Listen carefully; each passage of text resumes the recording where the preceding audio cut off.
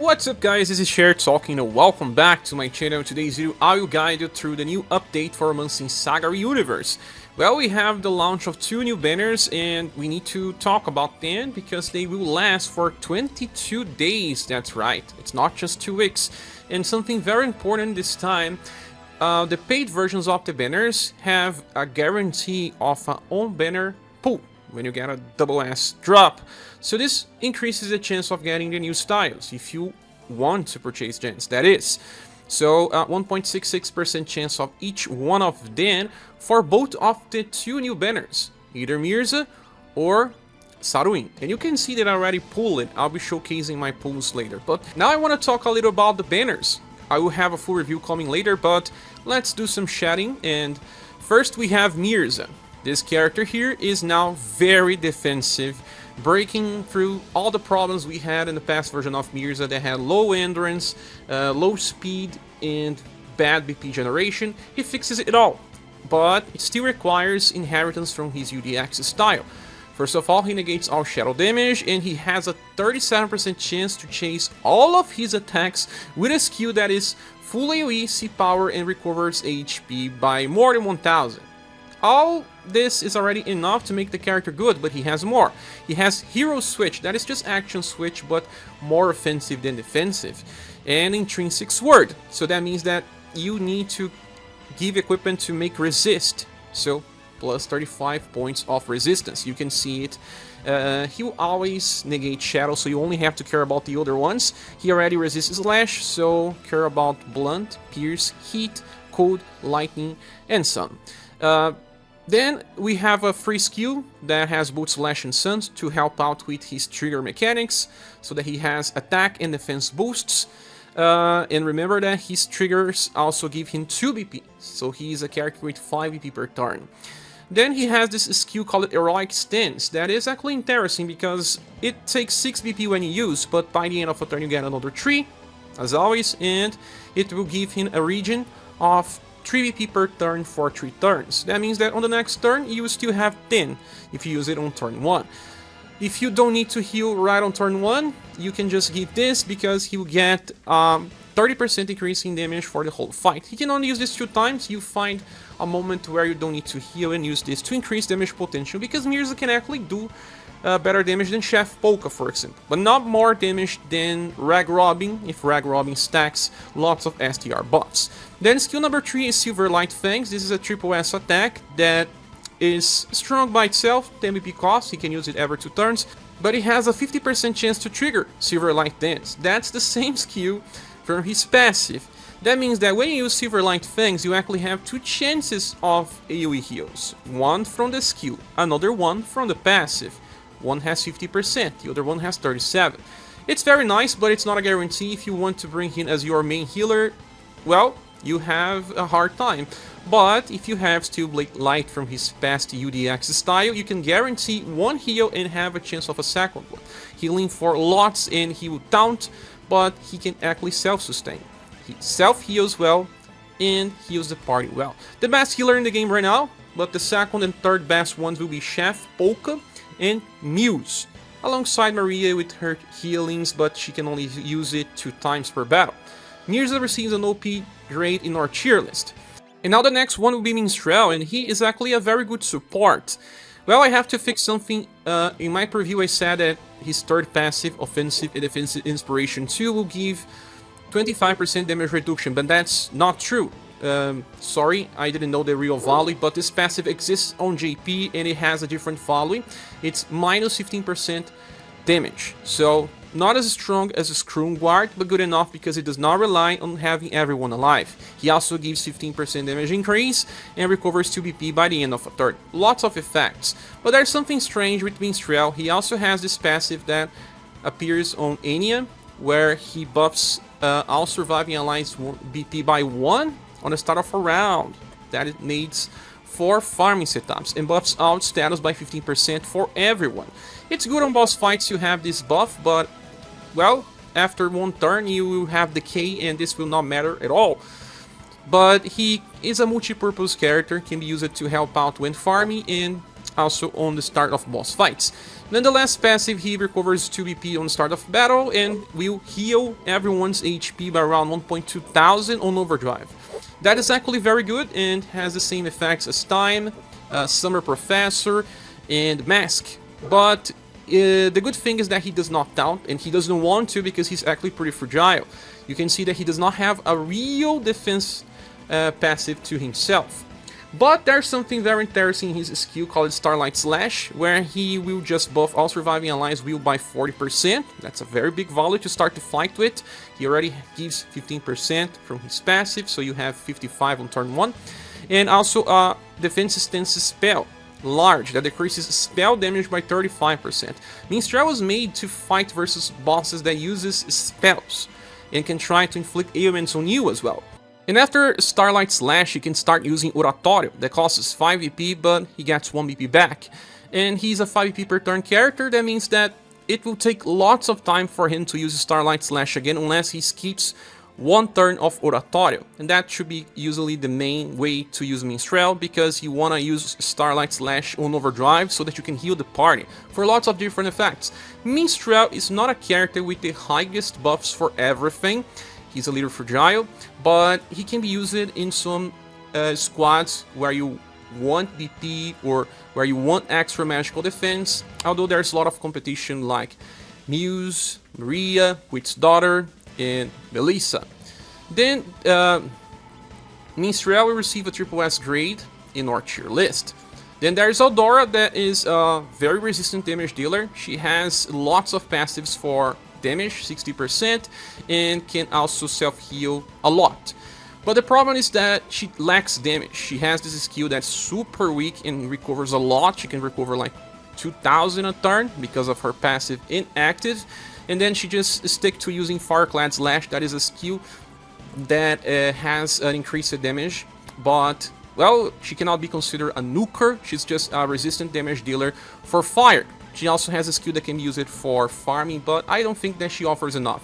As a whole, Aldora is a very easy to skip character that will have an SS grade in our tier list because of lack of raw power for real challenges, but still works well on Remembrance. If you want to pull on this banner, just get Mirza. If you have way too many buffers, you can stop, you don't need Minstrel, but if he's close, for a pity, it's okay to get the character. Now, as for Saruin's banner, Saruin is a big damage dealer. Well, a very big one. He has this new way of increasing damage to the whole party by quite a lot, but lock it to an element. He gives 50% increase to shadow damage to everyone, and also gives 1 BP recovery when everyone attacks with shadow damage. It does not need to be a spell, just a skill that has shadow element on it.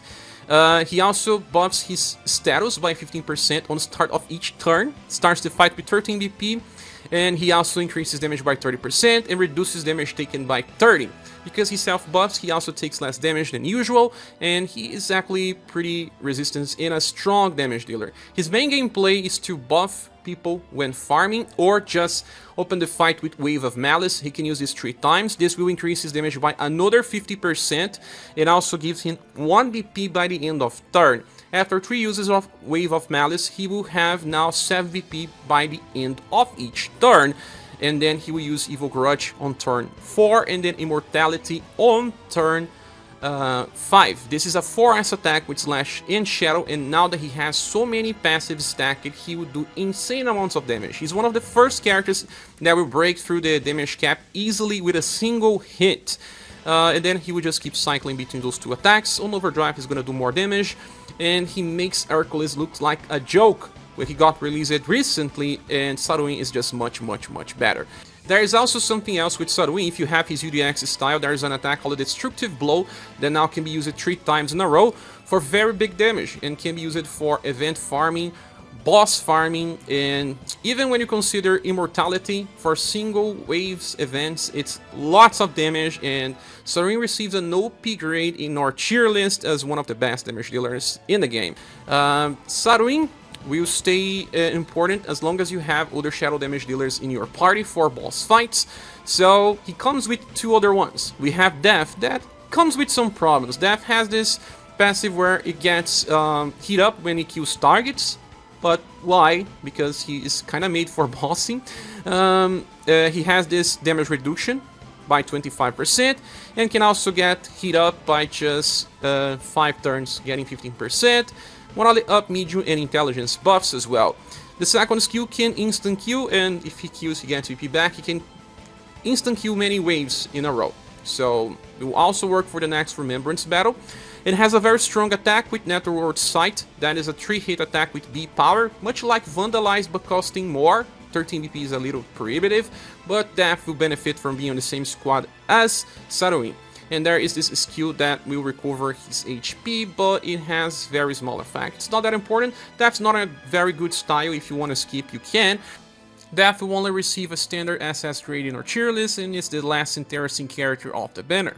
Moving on, we have Shira. And she's an interesting character because they buffed her a little. She has this taunt stance that will trigger every turn, can stack 4 times, last 4 turns, and self-recover. But she needed to recover on attack because she has this 37% chance to evade all attacks and will also always counter direct attacks, reducing damage taken, and using this skill called Wishful Ice. That is a full AoE attack with C power, shadow, and cold, and can petrify the targets. Not that you can't petrify targets easily in this game, most enemies are always immune, but even if you consider only the damage, C power is okay if the enemies attack too much and if there are way too many enemies on the field. There is also this 5 stacks of defense up, where she becomes more defensive, but there's only this. You need to use her skill number 3, Sorrowful Soul, to apply this defense boost of large effect, increasing damage taken by 30% and trying to debuff agility of the enemies so that they can sometimes easily miss if they use spells or martial arts, so that she does not take too much damage and can counter them. Then after that, she will just use this skill 1 that gives her guard up, small, so she cycles between giving defense boost and guard up so that she can counter. Skill number 2 has a chance to debuff intelligence and will. Those things are not that important anymore. We have more reliable intelligence debuffers like Medea. So Shira works, but we have better tank counters like Socho, like Bertrand Global X style, and Galahad. But she still takes an SS Plus grade in the tier list by being something that just works. Now, as for which banner is the best one, this is kind of subjective. Generally speaking, Mirza banner offers more value if you already have UDX Mirza for that Steelblade Light inheritance. Mirza is a very good character by being the best healer right now and very defensive. And we have Minstrel that, although facing lots of competition, is still a premium buffer. So an OP grade and a triple S grade. Aldora barely matters, she's just here, works, but it's not something that you should be aiming for. But if you have Steelblade Light, this banner receives a Gold Minus award. If you are already confident with your Chef Polka and Steelblade Phoenix and your recent Muse that can also perform as a full-time healer, you can skip this banner if you want. And then we have Saruin. And here we have a very powerful style that will also receive an OP grade in the tier list. Saruin changes how we face some challenges. If you do not want to use Leon or Silver, Saruin is an option now. And he is also kind of a charger, but he makes shadow damage dealers better along himself. He will also be very useful for farming situations. He ignores column and row setups. His damage is just very good. But there's a problem here. Death and Shira are characters that don't matter much in the long run. We have better counters, we have better damage dealers than Death, and we don't need that instant kill. We have lots of different options for most players. If you don't have the latest Albert or Global X, Darky, well, Death will help you get some AoE instant kill, but this is not as applicable as it was before. Because of Saruin being the only really good investment, this banner will receive a lower award, being Silver Plus, but it's still very good. And if you get Saruin drop, don't care much about Shira or Death unless you are a fan of the characters. But any banner will work, and you can still wait a little because they will announce something next week, and who knows, I'm feeling like this will be similar to UniverSe, where we have lots of good banners in a row. And now let's talk about the new contents. We have Corridor of Destiny, that is just a grinding event. Looks like a tower, but you have 4 groups of stages, the best one being the highest, that has enemies that can be farmed with the status cap on 2.510. So here we have 8 different stages. You can choose yours. I already made a video explaining the best ways to solo stages, and there is a good chance to get gold pieces and platinum tickets. They don't have a limit, so as long as you are lucky, you are going to get some.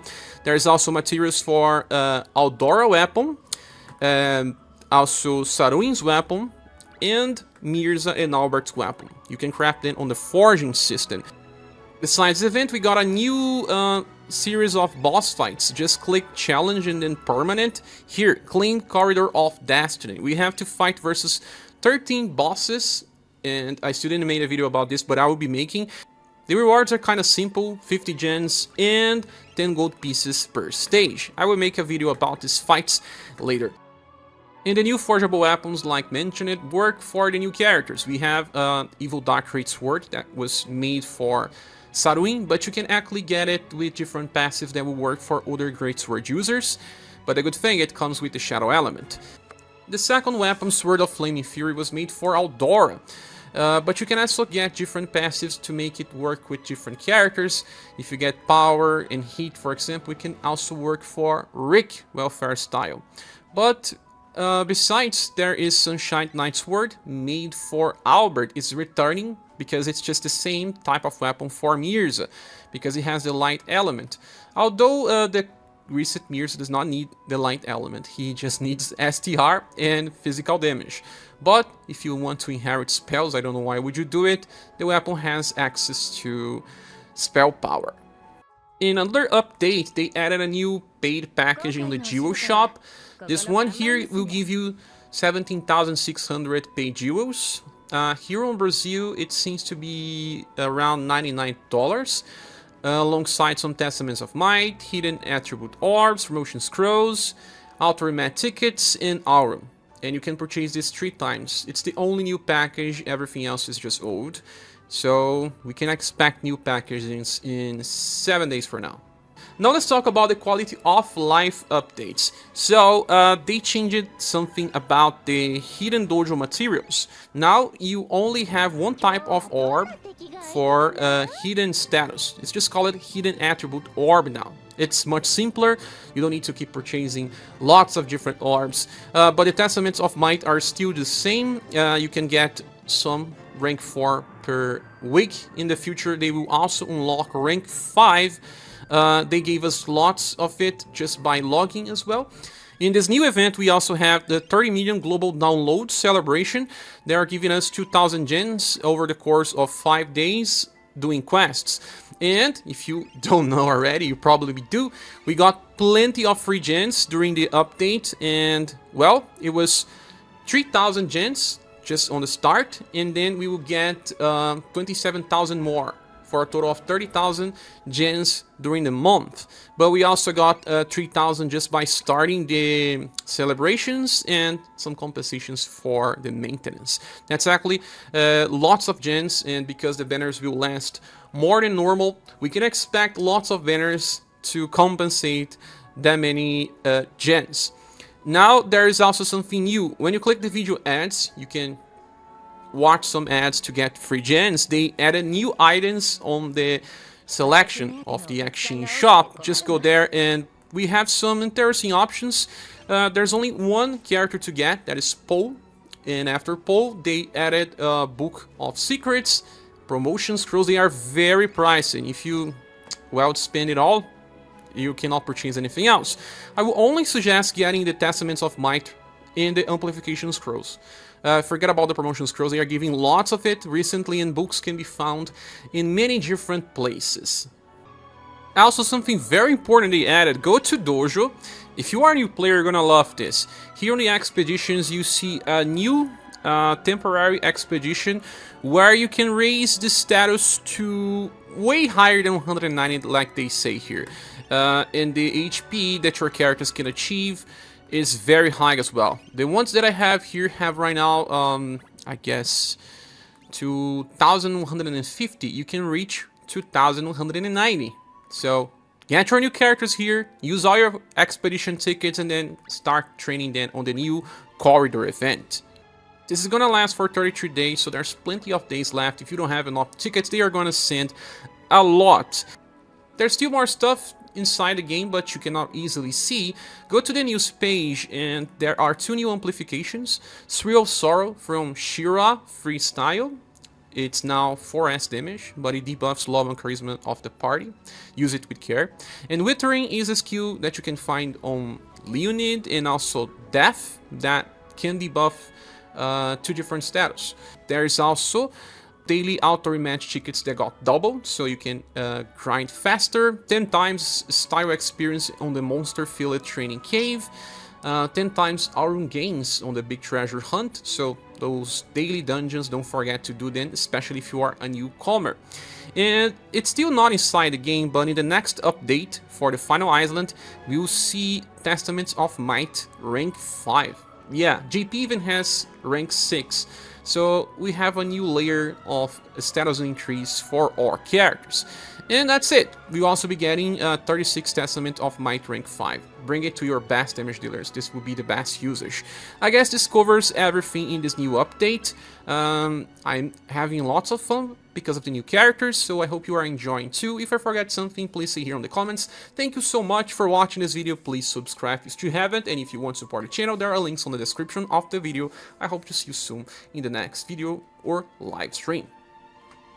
Bye.